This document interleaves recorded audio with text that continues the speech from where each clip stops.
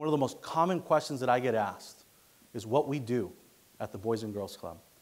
And I have to tell you that I believe a better description of an individual or an organization is not what they do, but what they believe.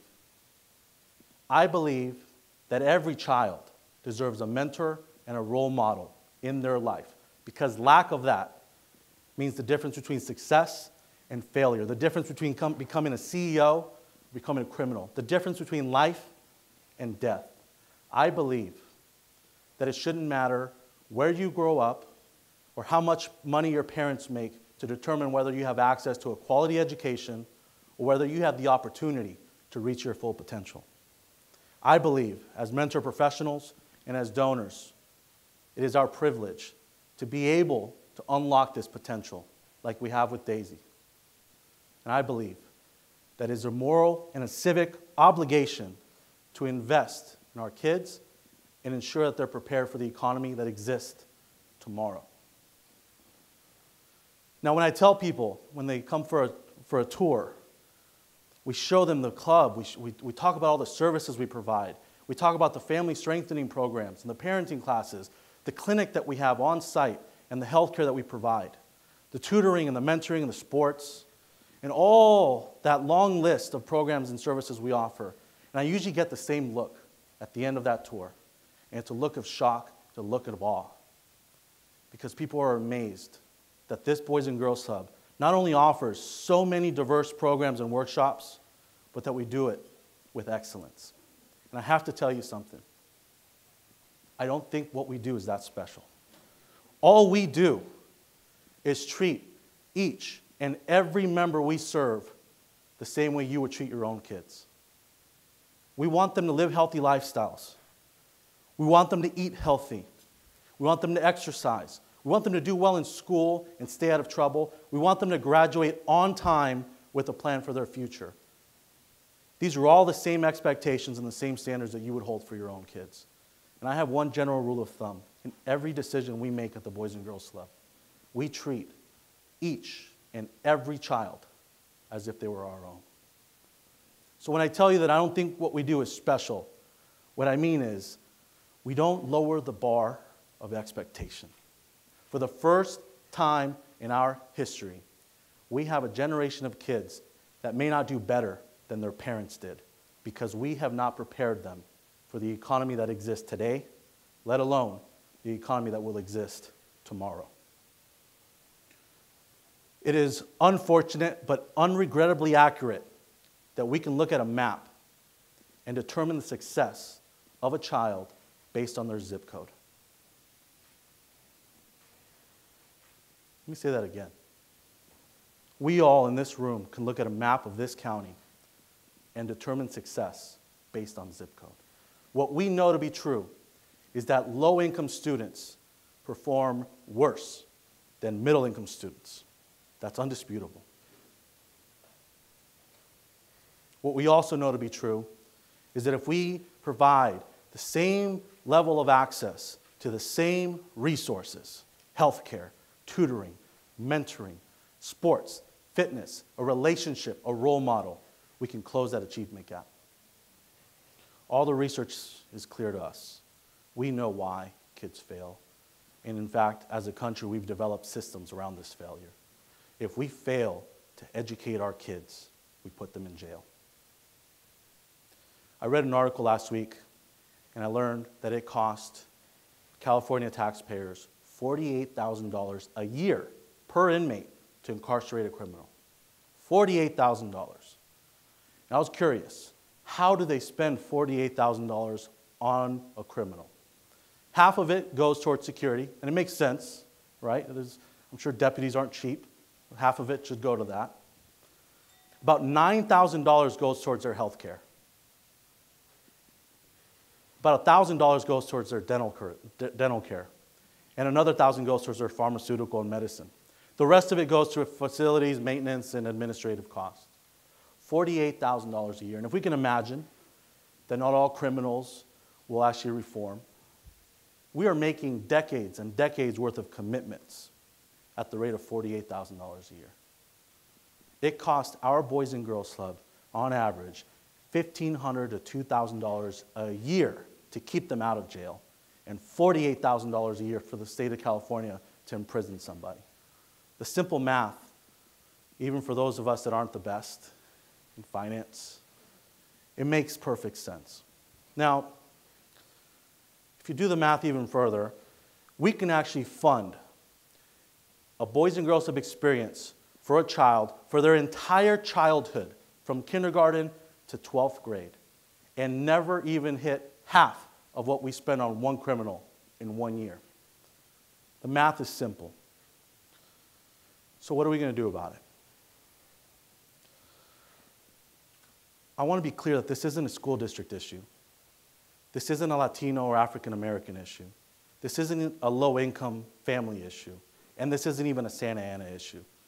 This is an American crisis that we all face. And if we don't make this our top priority, we risk the future of our country.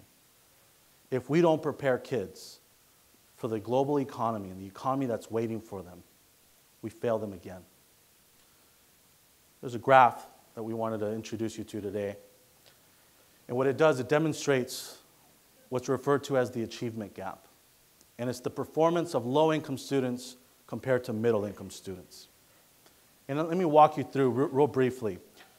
Let's imagine a kid, two students that are about to start kindergarten.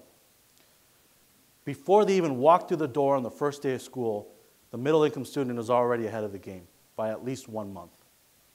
And the reason for that is, on average, a middle-income student walks into kindergarten knowing 20,000 words. The low-income student walks in knowing 3,000 words. Typically, the access to books is extremely different. On average, a low-income family has 0 to 2 age-appropriate books in the home, while a middle-income student has almost 50.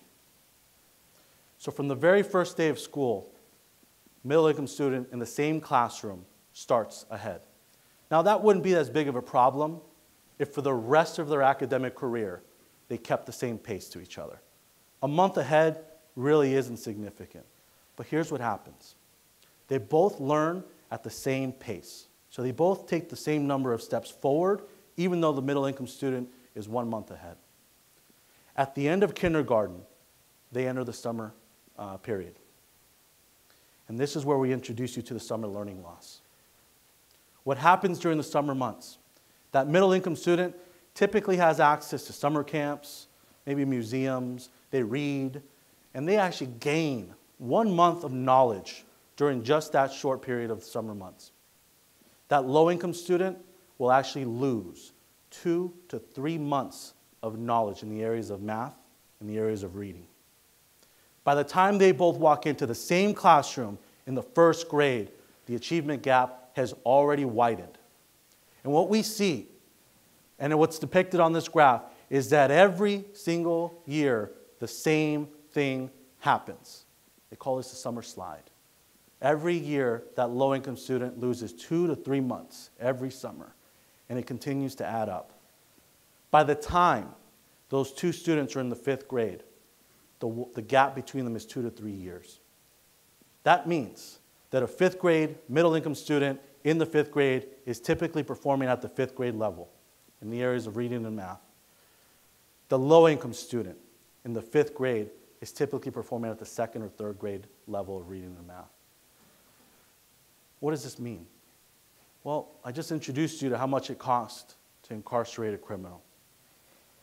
The research also tells us that if a student is not on track by the 5th grade, their chances of graduating high school are significantly affected.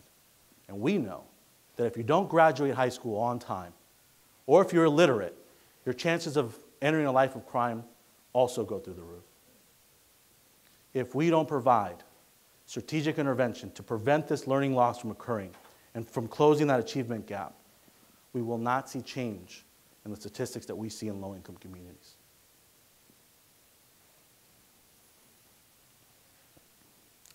This gap continues to widen all the way through their entire career to the 9th grade. And this is where we typically see dropouts. I am absolutely proud and excited to announce a new partnership today with an organization and a partner that for 90 years has tackled the biggest issues that affect our community. For 90 years, they have brought the nonprofit community together. They've connected us to the for-profit community. They've connected us to the philanthropists in this community, and we've tackled the biggest issues. And today, we are excited to announce a new partnership with Orange County United Way to cut the Orange County dropout rate in half. Some of you may be wondering what this partnership looks like and how we're going to do this, how we're going to cut the Orange County dropout rate in half.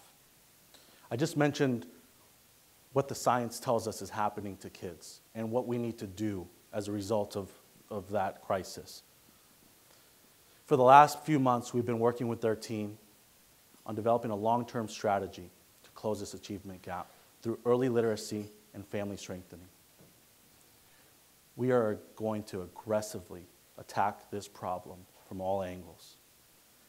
Starting in just a couple weeks, because of the investment of Orange County United Way, we are able to acquire one of the most innovative, research-based curriculums that exists on the market today. We have school districts in this country that are not even using this. We are also bringing on a team of experts that are specialized in this field and are working with our team on this strategy. And starting in 2 weeks, our Boys and Girls Sub lowers the ratio in the classroom from 20 to 1, which is already a good starting point, to 10 to 1. 10 students for every 1 mentor professional that we have on site. This is how we're going to attack the problem. This summer, we're introducing an entire new curriculum around addressing the summer learning loss that occurs during these summer months. Specifically in the areas of early literacy, we will make sure that every child has access to books at home. They have the mentoring and the tutoring available to them to make sure that they're on grade level. And everything that we're doing is designed to prevent the summer learning loss from occurring. If all we do is prevent that loss of information over the course of summer months, we're keeping kids competitive. This is a long-term vision and a long-term commitment to ensure that every student is prepared, not for college and career, but for global readiness. For 60 years, we have impacted the youth in our community. And we have a strong track record. But I have to tell you, we have never been this strong, and we've never been this focused on the priorities that exist. Because of you, our partners, our donors, our leaders on the board, and our nonprofit community, we're able to affect the lives of kids.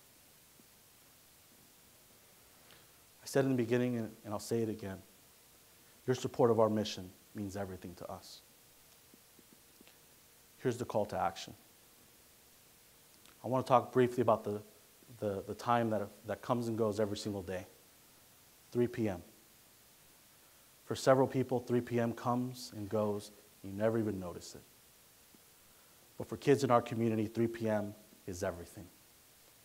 3 p.m. is when kids are most vulnerable to be victimized or abused. 3 p.m. is when kids are more likely to experiment with drugs, alcohol, and sex. 3 p.m. is when they make bad decisions that can affect the rest of their life. 3 p.m. is when we go to work. I'd like everyone to participate in a social experiment with me today. I'd like every single person in this room to pull out their cell phones. Don't tell me you don't have a cell phone. I know that everyone in this room has a cell phone. I need everyone here to pull out their cell phone. I want to see these cell phones up in the air. I'd like for you to pull out your cell phone and set an alarm for today at 3 p.m. I will ask you to self-police each other to make sure that everyone is doing this. Dennis needs help knowing where his alarm is. I don't care what you're doing today. At 3 p.m., I want you to think about the thousands of kids that are out there, that are vulnerable, that need our help. 3 p.m., I want you to think about all the kids that we're serving and the lives that we're saving because of you. 3 p.m., I want you to visit boysandgirlsclub.com. You'll see the email address, the webpage on your brochure. boysandgirlsclub.com. At 3 p.m., we want you to visit our website. What you will find is a new website that we launched today, this morning. We pushed every envelope that we could push, and we did it specifically for you. Today, at 3 p.m., we want you to visit this website, and we want you to help us raise awareness. Our kids and the kids that need us most need you to help us raise awareness. Whether it's to sign up for or volunteer for the next event, to organize a volunteer day with your company, support the back-to-school drive that we're about to do, donate and sponsor a youth, whatever. Share the page, like us on Facebook, do whatever you can, but find a personal way to connect to this organization if you're not already. If you are connected, please help us find more people like you. My vision is that in next year when we do this breakfast, we've outgrown this room and we need to move next door because we have double the amount of people in this organization. Before I leave, I want to thank you on behalf of the kids that you help serve, the lives that you help save, for investing in their future and believing in their potential. We thank you for all you do. And we thank you for believing in the Boys and Girls Club. Thank you.